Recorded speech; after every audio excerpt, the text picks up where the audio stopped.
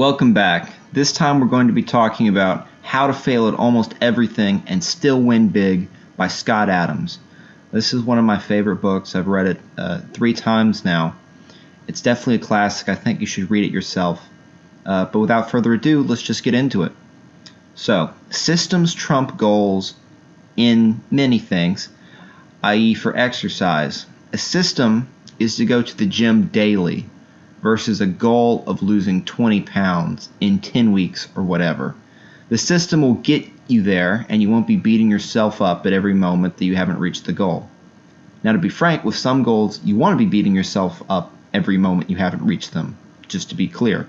But it really just isn't productive with something like weight loss, because it is so, you know how it is.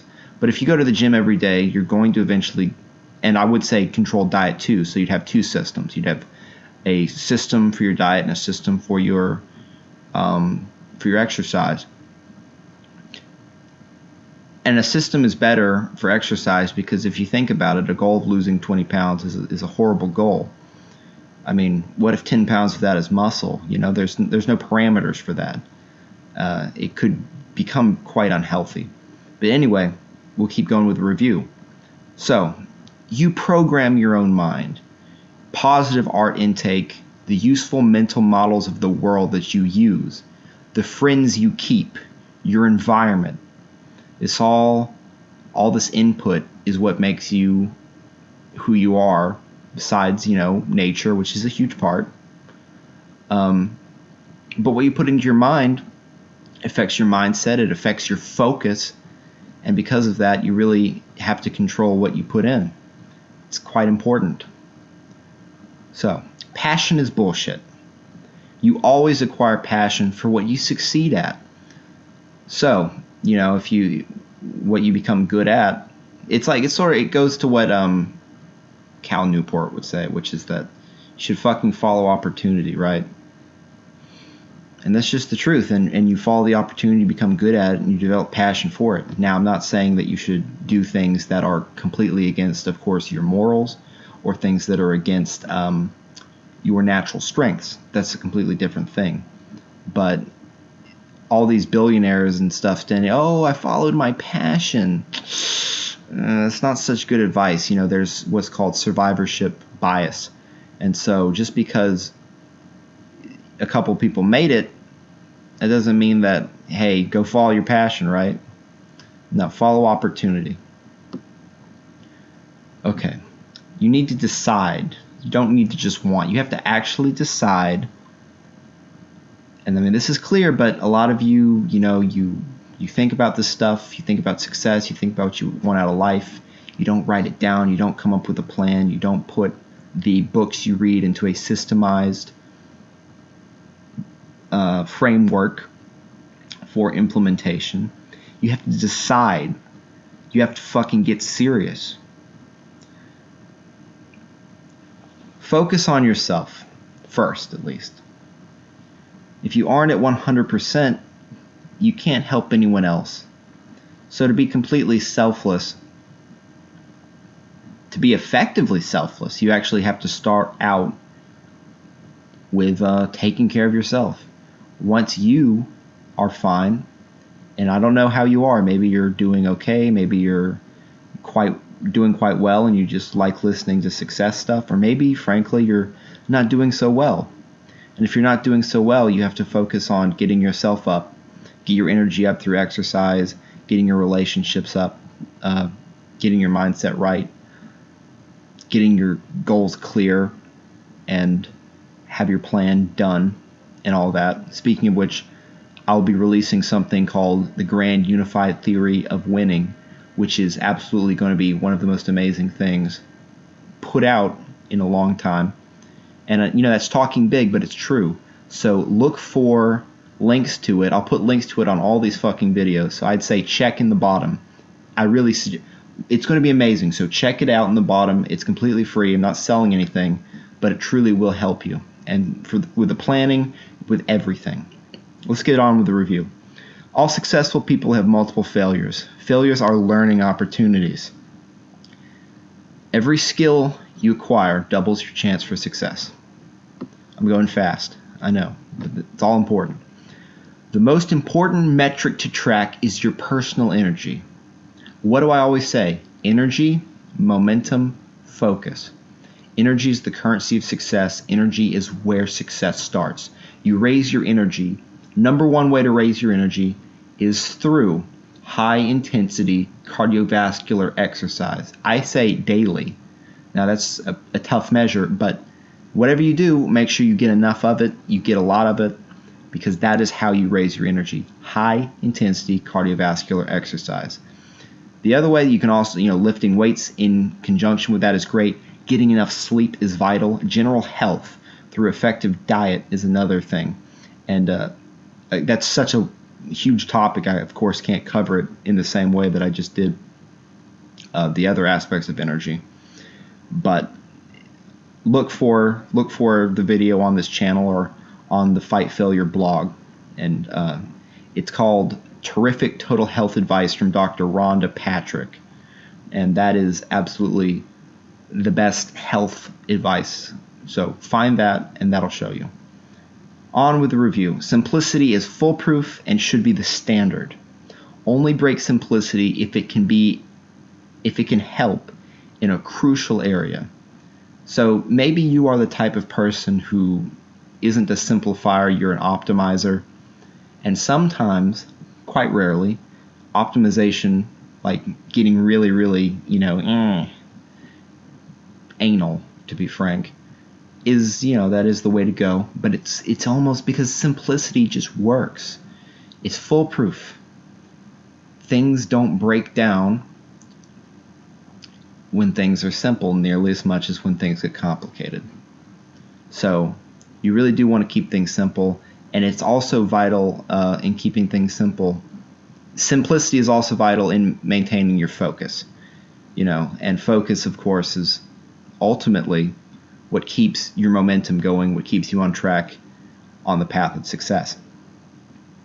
An effective affirmation is often simply repeating to yourself your most important goal, i.e., I, Scott Adams, the guy who wrote this book, will become a world-famous cartoonist. Yes, Scott Adams has goals. Some things shouldn't be systems. I have to say that because a lot of people, frankly, have really overdone and overextended the concept of systems versus goals. And that's because in the book, Scott Adams had honestly a very stupid line that said goals are for losers. Of course, that's just for dramatic effect. He didn't actually mean that. He has many, many goals of his own. You could not have an effective life based around nothing but systems. Not a modern one. But anyway, if you're aware of all this shit, I just have to say that the systems versus goals idea is great. Systems have their place, but don't overextend the idea. And that's a lesson for many of the ideas that come from a lot of not just self-help, but from everything. You really should not over-apply an idea. You really should think things through. And I don't know why people do it, to be frank, but I guess just don't be a dumb shit. Next, things that start off poorly. So this is a venture of some kind, or whatever it is. Things that start off poorly are much less likely to turn into something good later on. So know when to quit ventures. So it's good to know, if it starts off poorly, you should know immediately, okay, well, statistically speaking, this does not have nearly as good a chance of working out as if it had, started off on the right foot. And so you should factor that in, and you should be more ready to pull the plug. Learn to separate hate from actual useful criticism.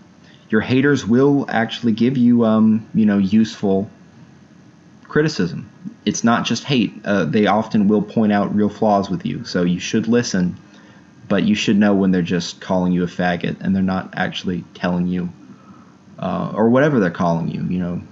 Whatever they're calling you. But You should know when they're just hating and when they're actually telling you something that you could use to your benefit. You should practice difficult conversations out loud to yourself. And on that note, I should also say, if you're someone who is actually, extremely socially awkward, or you just have a hard time speaking, you really might want to do more speaking. I mean, to put it simply, it's not just the fact that you don't have the social skills or the whatever. There's actually a neuromuscular component to it. Speech, especially accurate and quick speech, really is quite a complicated thing, especially if you have a lot of vocal fillers such as ums. I have some. Some people have a lot. There were some right there. But you really do need to speak. And I mean, frankly, that's one of the benefits I get out of doing these short little podcast, video thingies, is that it actually does significantly improve communication, to talk. Talking itself makes it easier for you to talk. But you do especially want to practice difficult conversations out loud yourself. And if you have partners, especially with sales, okay, you need to drill. Drillers are killers. For sales, you need to have a partner. You need to drill like crazy. Deliver value to get noticed. I forget who said it, but be so good they notice you, stuff like that. So you really do actually have to provide more value and just impress people, oh, okay, this is some serious shit. Oh, you know what I'm talking about. The next point might be controversial to you, but do not put faith in experts. Now, I am completely on board with this. You look at it, scientists are humans, right? They have all these cognitive biases. Frankly, they're getting bribed like crazy from the pharmaceutical companies, from all these other major conglomerate companies. You cannot really trust a lot of these things that are coming out in terms of science, in terms of other things. You certainly can't trust the media. I mean, they are either owned by massive conglomerates of corporations, Disney, Fox, whatever. 6 major media companies own almost all the media that's in the United States, and I'd imagine it's quite similar in other parts of the world. So the title of expert is quite dubious, especially if it's a knowledge-based expert. Experts that base their expertise on actual skills, such as a surgeon, that's a bit different. You can trust someone who's done your surgery 10,000 times fairly well, but if it's theoretical knowledge, you should be wary of people in ivory towers, and you don't have to take it as far as maybe I'll take it or as far as Scott will take it, but really you certainly should not have the blind obedience to authority in terms of experts that many people have. I don't get it. I don't get why that's still a thing after all the scandals and everybody has heard so many stories. But anyway, continuing with the review, you don't have to understand how something works to use it. It's nice, but if you notice a pattern in successful people that they all do this, maybe there's something there. You don't actually have to understand it to use it. So just saying that, there's a lot of people that I know who are in probably the people listening to this. I get it. You're more technically minded. You really want to know how something works. But hey, it's the mission. Don't obsess about knowing how it works. Another point on psychology. Realize how limited all humans are in filtering truth from perception and bias. And this is another absolutely critical thing to know. You need to learn a lot about psychology and human cognitive biases. I mean, humans, they're not baseline rational, okay? Everybody suffers especially from confirmation bias, which is we believe something or we want to believe something, and then we find everything we can to support that, and then we shut out facts that go against that. And you really have to resist that urge, because you have to live in reality to make effective decisions to win and succeed. I mean, all the mindset's great, all this other stuff is great, but as much as many people will tell you it's enough, it's actually not enough to have the mindset and these other things. You have to be on some level in fucking reality, or you're just a crazy guy who has dopamine in his brain, you know? So never forget that.